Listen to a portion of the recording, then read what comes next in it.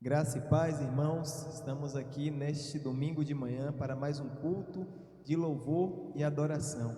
Nós vamos iniciar este culto nesta manhã cantando o cântico Meu Prazer.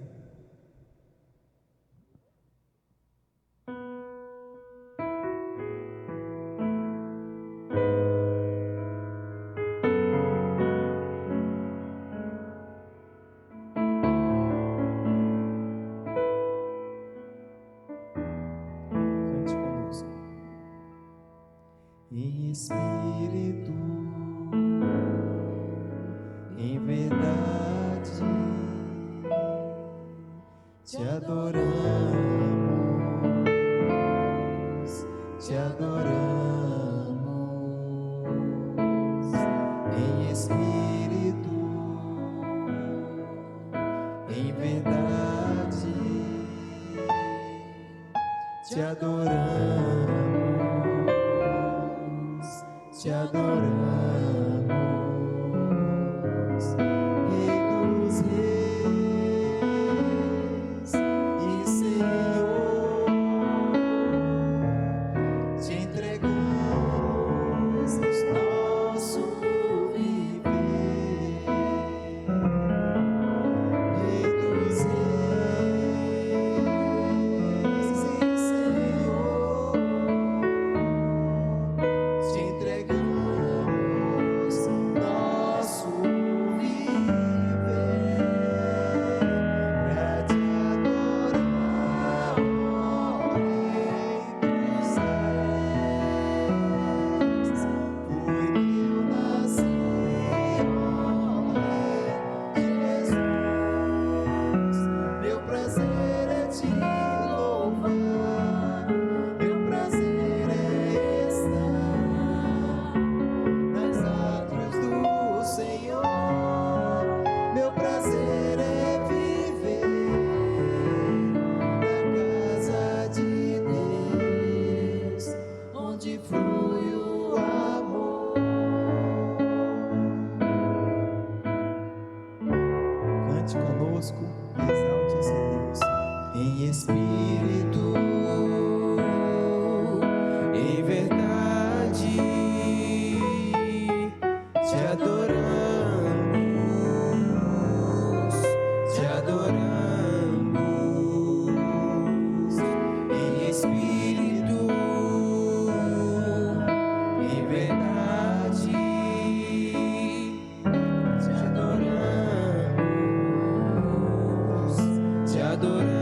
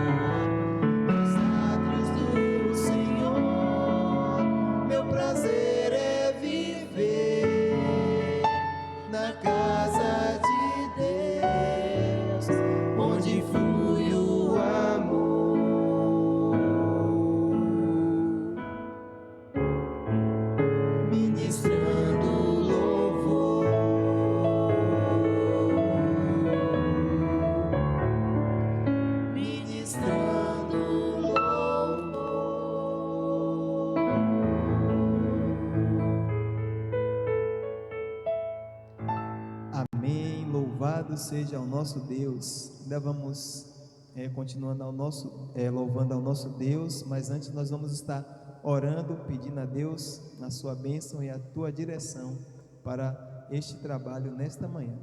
Vamos orar? Senhor Deus, Pai Todo-Poderoso, nós te agradecemos, Pai, por mais este momento que o Senhor tem nos dado, Pai, de nós estarmos aqui, Senhor, prestando este culto, Senhor, de louvor e gratidão a Ti, Pai. Nós te agradecemos, Pai, por cada um dos Teus filhos, Pai, que está nos acompanhando neste momento. Nós pedimos, Pai, a Tua bênção sobre cada uma dessas famílias, Pai. Nós pedimos também, Pai, pelos enfermos da nossa igreja. Nós pedimos que o Senhor possa estar restaurando, Pai, a saúde, Pai, dos Teus filhos, Pai. Continua, Pai, conosco, Pai, nos abençoa, nos dá força, Pai, para que nós possamos estar a cada dia, Pai, fazendo a Tua obra, Senhor, com alegria, com zelo e com amor, Pai. Continua, Pai, conosco. Esta é a nossa oração, em nome de Jesus. Amém. Amém. Vamos ainda louvar o nosso Deus com o cântico Reina em Mim. Que você esteja também aí da sua casa louvando ao nosso Deus.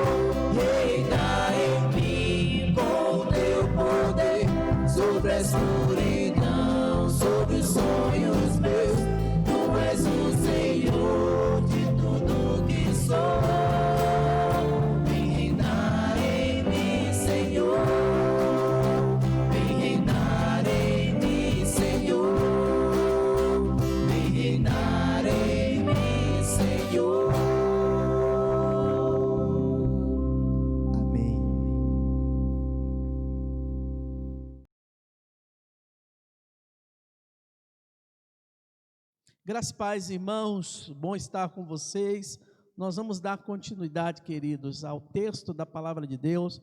No domingo passado, nós pregamos sobre a igreja primitiva, que eu até brinquei que de primitiva ela não tinha nada, era uma igreja de vanguarda. Então, louvamos a Deus pela sua vida, é bom estar aqui com você. Graças a Deus que nos deu a vitória em Cristo Jesus. Essa palavra possa chegar ao seu coração. E eu quero dar continuidade ao texto que lemos. Abra sua Bíblia, você que está em casa, meu irmão, minha irmã, em Atos 2, 42 a 47, e Atos capítulo 4, 31 a 35. Atos 2, 42 a 47 diz: E perseverava na doutrina dos apóstolos, e na comunhão, e no partir do pão, e nas orações.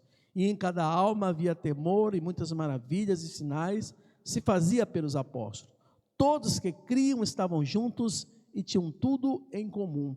Vendiam suas propriedades e fazendas, repartiam com todos, segundo a cada um tinha necessidade.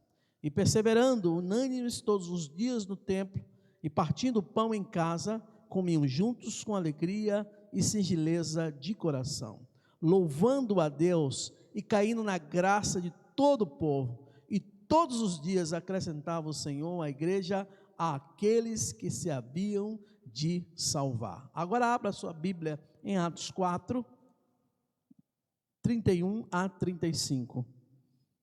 Diz: E tendo eles orado, moveu-se o lugar em que estavam reunidos, e todos foram cheios do Espírito Santo, e anunciavam com ousadia a palavra de Deus.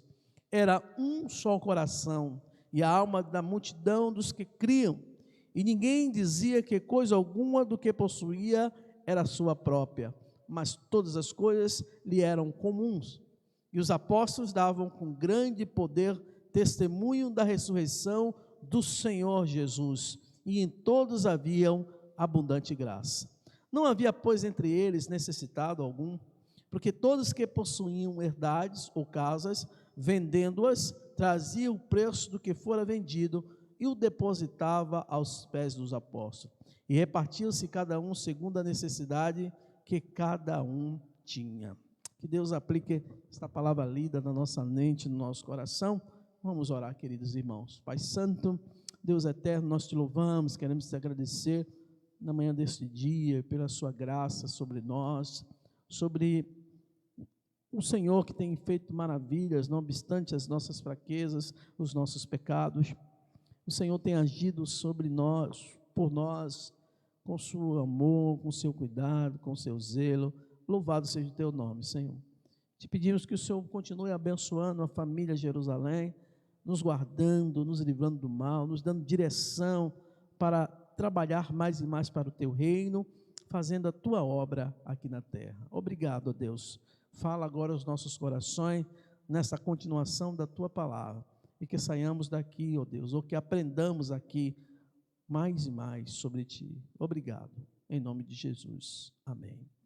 Queridos, no domingo passado eu falei sobre a igreja primitiva, os aspectos que provam que esta igreja era uma igreja diferenciada, e eu conclamei a igreja no domingo passado como fazer este retorno.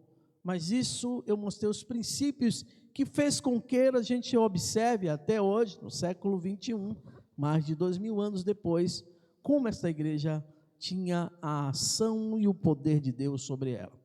Falamos sobre a perseverança, a doutrina dos apóstolos. Comentamos que esta igreja perseverava na doutrina dos apóstolos. Falamos também que esta igreja precisava voltar à palavra de Deus. Se queremos ser como a igreja primitiva, precisamos voltar à palavra de Deus. Também falamos sobre o dínamos, o poder. O texto diz em Atos 2,43, em toda a alma havia temor e muitas maravilhas e sinais se fazia pelo meio dos apóstolos. E aqui o dínamos está atrelado à virtude, falamos sobre a virtude. Então, se a gente quer voltar a ser como a igreja primitiva, é importante que a gente busque somente o poder através do Espírito Santo. Hoje eu quero falar sobre a comunhão, que era um dos aspectos da igreja primitiva, né? Comunhão é algo importante para nós. E eu quero abrir esse texto falando sobre esta comunhão. O texto diz que todos que creram, está lá Atos 2:44, estavam juntos e tinham tudo em comum. Esta palavra do grego, koinonia, ou seja, tudo em comum, no sentido de comunhão, é comum mais união, ou seja, é a união dos comuns, de pessoas simples e comuns, que têm um único objetivo. É um conjunto de irmãos da igreja primitiva, que de uma marca visível e diferenciada, se viam cristãos, não cristãos solitários, mas cristãos que andavam juntos, diferente de muitas comunidades que nós vemos hoje. A forma de cuidar entre os irmãos na igreja primitiva era chamada de poimênica. Eu tenho um livro que fala sobre isso, poimênica, que é o cuidado pastoral, é o aconselhamento. Esse livro é de um autor americano chamado Howard Clinebell, que fala sobre essa poimênica. Ou seja, tudo era usado para apoiar uns aos outros dentro das suas necessidades. Todos os cristãos eram assistidos, eram pastoreados, estavam presentes na comunhão com os apóstolos. Todos os irmãos formavam uma rede de apoio e de cuidado.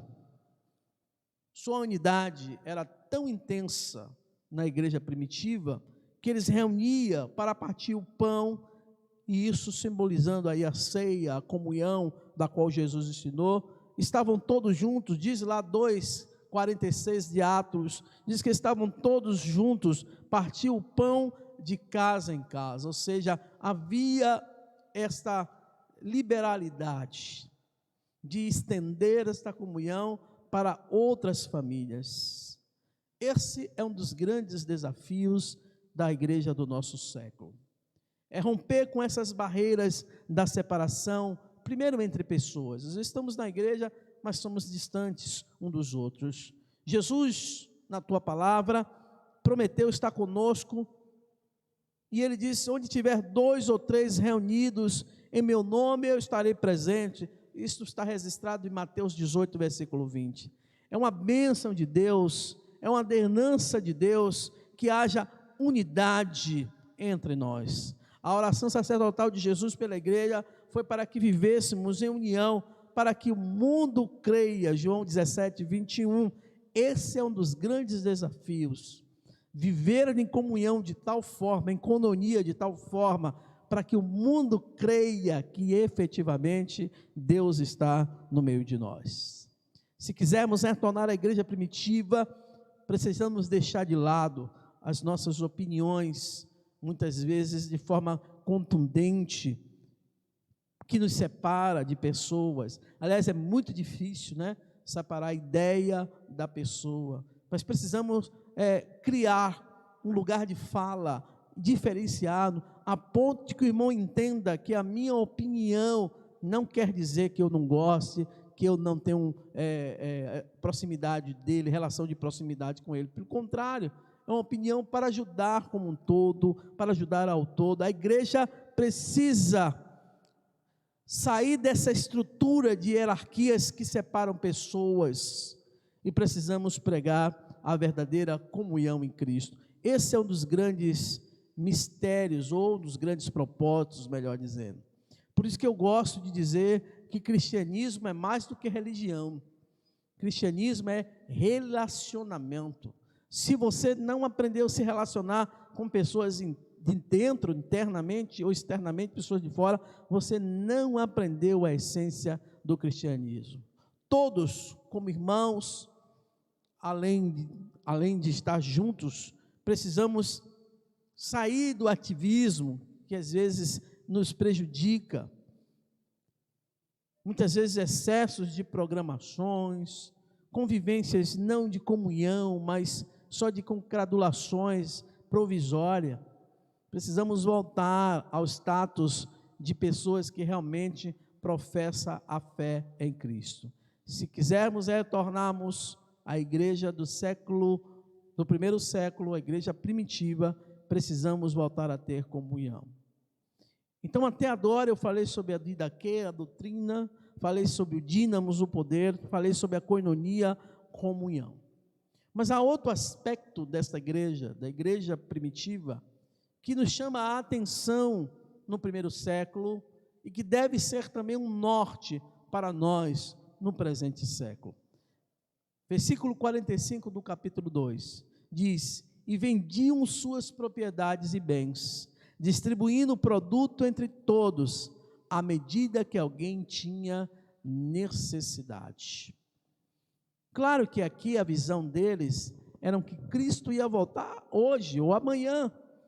Então eles não tinham apego. Essa também deve ser a nossa perspectiva, de não ter apego às coisas.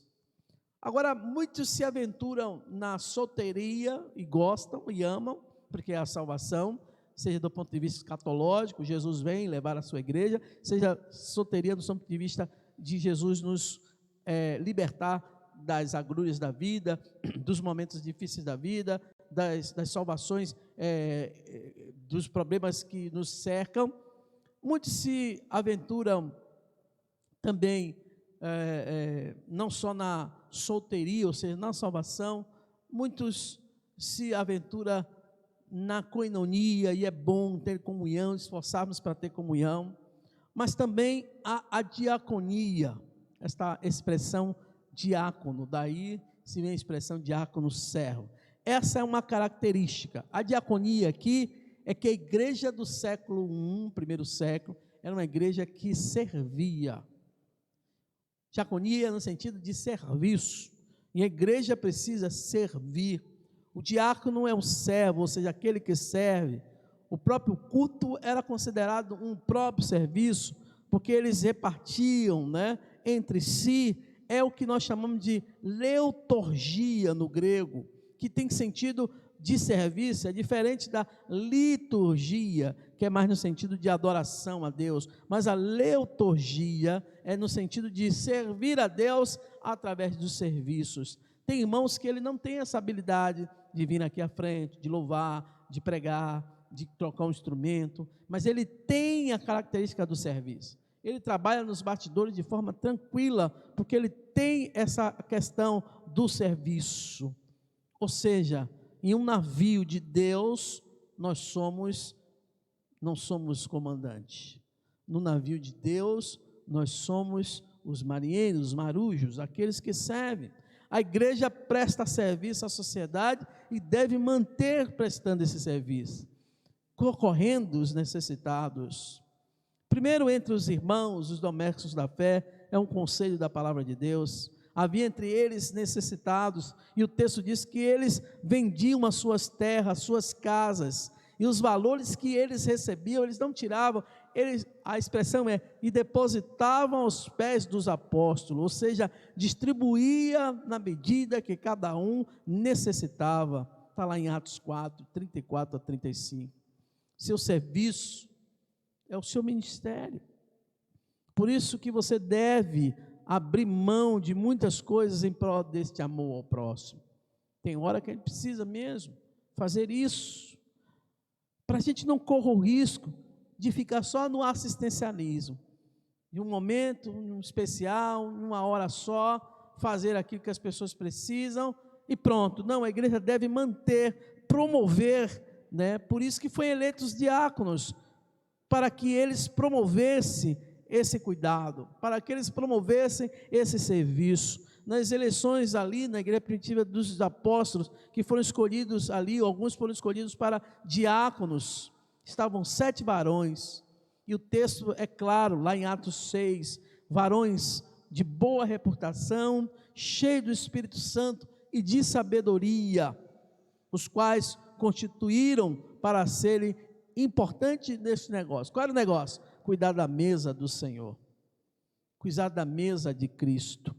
Os diáconos deviam ser homens de boa reputação, sempre prontos para trabalhar na igreja do Senhor. Paulo escrevendo a Timóteo, lá em 1 Timóteo, vou aqui com os irmãos, 1 Timóteo, no capítulo de número 3, versículos de 8 a 13, 1 Timóteo, capítulo 3, abre a sua Bíblia comigo, capítulo 3, do versículo 8 ao versículo 13. Olha as características daquele que serve.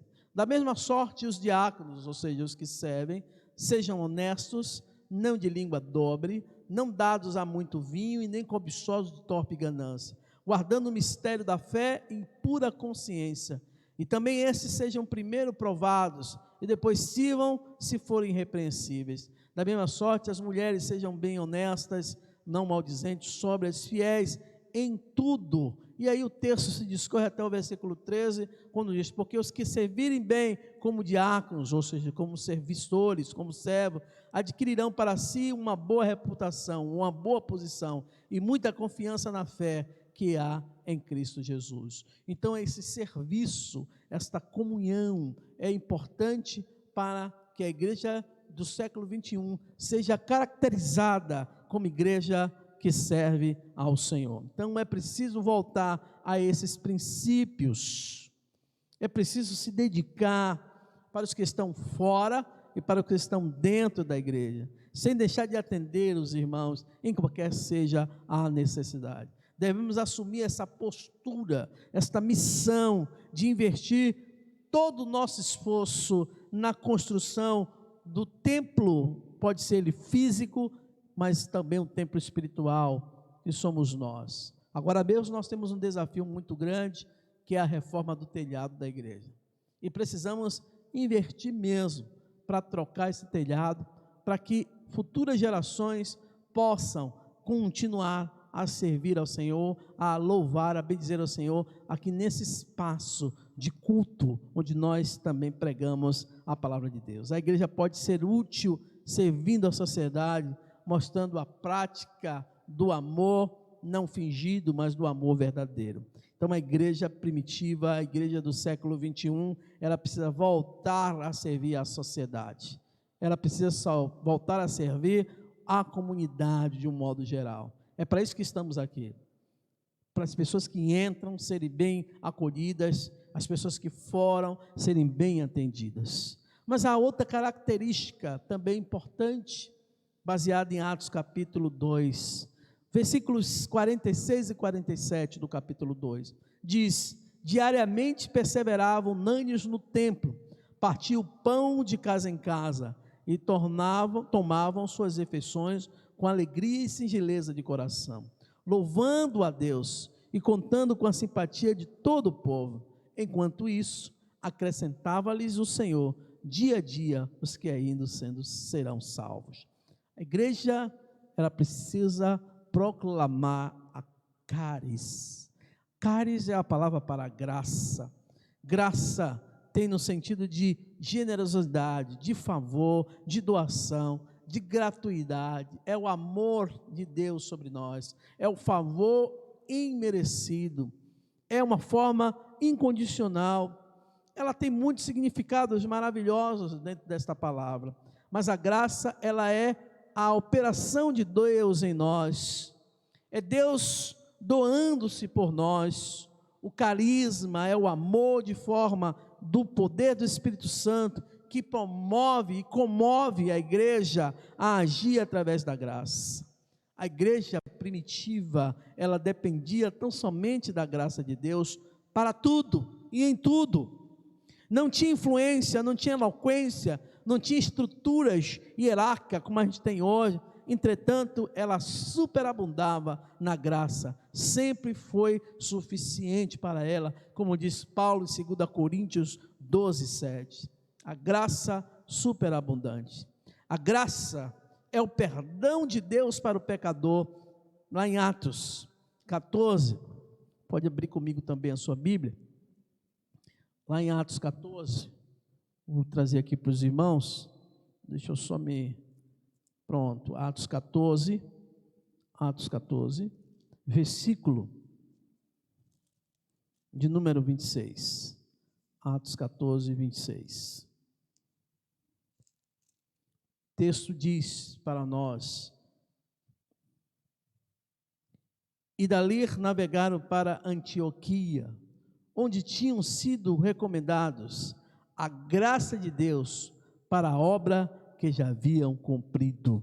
Então, uma missão que Deus dava ali os apóstolos, a saber, Paulo e os outros discípulos, para levar aos cristãos, para transmitir a graça aos cristãos em meio às perseguições. Esse é um grande feeling da igreja primitiva. Cumpria-se ali anunciando a graça de Deus e a paz de Deus. Atos 15, 23 diz isso. É através da graça que manifesta a alegria, a singeleza do coração. E caía na simpatia do povo, né? Lá em Atos 2,47 fala sobre isso. Ou seja, caía na simpatia das pessoas. As pessoas se agradavam em ver aqueles homens e mulheres de Deus pregando agora o evangelho da salvação. Com o crescimento da igreja, ela passou a agir baseado no próprio conhecimento e confiou em sua própria força. Infelizmente, irmãos, muitas igrejas deixaram a graça de Jesus. A Bíblia diz: de graça recebeste, de graça dai. Mateus 10, 8. Passaram a cobrar pelo que vão fazer, a induzir os fiéis a doar, mas doar no sentido de troca, de barganhar com Deus. Deus vai fazer isso se você fizer isso. Não, não era assim na igreja primitiva. Isso surge porque a igreja que não tem a graça é uma igreja sem graça. Esta é a grande verdade. Para voltar à igreja primitiva, precisamos fazer tudo de forma gratuita, através do amor, dependendo sempre da misericórdia de Deus e da vontade de Deus. A igreja precisa voltar a fazer tudo pela graça, porque recebemos de graça, não cobramos pelo evangelho, pelo contrário, queremos doar, porque aquilo que nos salvou pode salvar você também. Então a gente precisa trabalhar esses aspectos da igreja primitiva, trabalhar no sentido de que essa igreja, ela cresça diante de Deus e diante dos homens. Há uma terceira coisa, e eu vou encerrar com esta terceira palavra, depois nós vamos dar continuidade, se assim for permitido, que está lá em Atos, no livro de Atos, capítulo 4, verso 31. Diz assim: tendo eles orado, tremeu o lugar onde estavam reunidos, todos ficaram cheios do Espírito Santo. Olha, interessante, tremeu, eles não se assustaram, ficaram cheios do Espírito Santo, com intrepidez anunciavam a palavra de Deus. A pregação do evangelho era o centro da missão dos cristãos primitivos.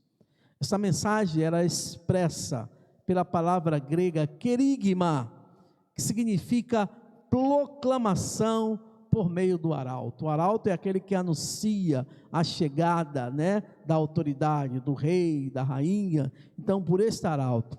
Então, você é este arauto, é você que anuncia a palavra de Deus. Esta mensagem está ligada a 3 palavras muito usadas pelos cristãos primitivos em Atos capítulo 2. Aliás, no livro de Atos, de modo geral. Primeira palavra, logov, que é logos em grego, significa palavra viva, encarnada.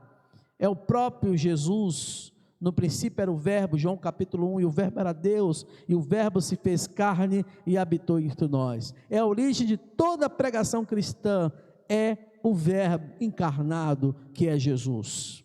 Depois tem outra palavra que era muito comum usada na igreja primitiva, era a palavra metanoia, meta e noia, mudança de mente, mudança de hábito, mudança de atitude. É a mesma palavra anunciada por João Batista. Jesus, quando pregava, dizia João Batista, antes de Jesus: arrependei-vos e credes no evangelho. Ou seja, mudem o sentido da sua vida, arrependam-se, volte, retorne, mude o hábito das coisas, mude os seus conceitos. E agora você pode fazer isso através das escrituras, através do entendimento das escrituras. Esta é a segunda palavra. A terceira palavra muito usada pela igreja primitiva é evangelion, do grego evangelho, é o conteúdo da pregação, é as boas novas de salvação em Jesus Cristo. Pedro havia feito sua primeira pregação lá em Atos, capítulo 2, versículo 14, no dia de Pentecostes, O fruto dessa mensagem foi o quê? 3.000 almas, 3.000 pessoas batizadas, e os que ouviam sentiam o coração arrependido, como se tivesse transpassado. Atos 2,37 registra essa expressão. Pela espada de 2 gumes, diz ele, segundo a palavra de Deus, capítulo 4, versículo 12 de Hebreus. É a pregação transformadora. O evangelho é isso, é a pregação transformadora. Os primeiros cristãos, os apóstolos, seguiam pregando o evangelho do reino, ensinando com toda a liberdade as coisas pertencentes a Jesus Cristo, sem impedimento algum. Atos 28, versículo 31. Esta pregação traz a vida para as pessoas, faz sentido para elas. A pregação, ela tem que fazer sentido na vida das pessoas, tem que mexer de tal forma que haja uma experiência pessoal e que mude a sua maneira de ser, não através de mim, não através dos pregadores, mas através do Espírito Santo, através desta mudança. Então, as 3 palavras muito usadas no livro de Atos pelos discípulos, pelos cristãos primitivos, era logos, metanoia e evangelho. Logo, palavra, o verbo encarnado, metanoia, mudança de mente, é isso que o evangelho faz na gente, e o evangelho é o conteúdo das boas novas, da verdadeira pregação. Para voltar à igreja primitiva, devemos priorizar a pregação com o anúncio da palavra de Deus. Se a gente for analisar a igreja, gasta muito tempo com outras coisas, muitas vezes coisas que não edificam, avisos, diversas outras atividades, mas a missão deixada por Jesus para nós foi: ide por todo mundo e pregar o evangelho a toda criatura. Marcos 16:15. A igreja primitiva precisa voltar, e a igreja atual, melhor dizendo, precisa voltar ao evangelho da igreja primitiva. Esse evangelho que é anunciado, que é pregado, que é falado por todos e para todos. Que Deus nos abençoe, queridos irmãos, e muito obrigado porque você está aqui conosco, nesse período. Nós louvamos a Deus porque você parou um tempo para escutar a palavra de Deus. É a continuação daquilo que nós viemos pregando desde domingo passado. Que Deus lhe abençoe em nome de Jesus. Vamos orar nesse momento, agradecidos a Deus por você, pela sua vida. Ore comigo, por favor. Deus Pai eterno, Senhor da glória, te louvamos porque o Senhor está conosco. Te louvamos que o Senhor tem nos abençoado. Te louvamos porque é Deus presente na hora da nossa dor, na hora da nossa angústia. Obrigado, Deus, por estar reunidos como igreja do Senhor, para louvar e bendizer o teu santo nome. Obrigado, Deus, pela família Jerusalém, esta igreja abençoada, capacitadora, esta igreja, Deus, que começa na minha casa, para a glória de Deus. Obrigado, Senhor, porque este ano nós queremos praticar a palavra do Senhor. É a nossa pregação deste ano, praticando a palavra do Senhor, é o nosso tema para este ano, e que as mensagens que saiam deste púlpito saiam nesse sentido, de prática da palavra do Senhor, de anúncio da palavra do Senhor. Continua abençoando o teu povo, Senhor, guarda os teus filhos e livra do mal, dai uma semana na tua presença, debaixo da tua mão e da tua proteção. Obrigado a Deus, pela fé oramos e fazemos isso em nome de Jesus, amém. Deus abençoe, meus queridos irmãos, muito obrigado por você estar conosco, fiquem todos na paz, e um forte abraço em Cristo Jesus.